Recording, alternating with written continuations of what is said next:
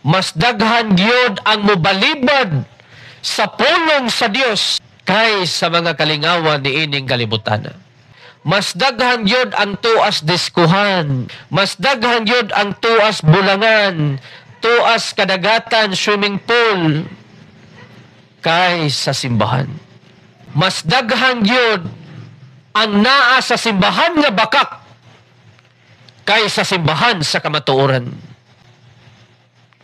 Mo na'y labing tinuod mga kaigsunan, mga kagilaan.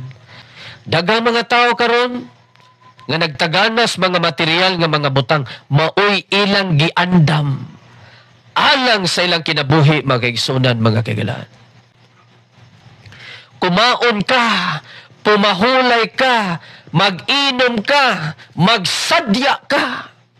Ingon niyang Diyos, hoy buang, karong gabi una, mamatay ka. Ay, paita magkaigsunan. Kanang mamatay ka ba nga wanyog ka kasiguro. Kanang mamatay na lang ka, katapusan na lang unta. Ang adlaw sa mong kinabuhi, nakadungog ka sa wali, nga way laing makaluwas si Kristo Jesus lamang. Pero, imong gisalikway, kaya ang imong gibutang sa mga nahuna, kami maoy insakto.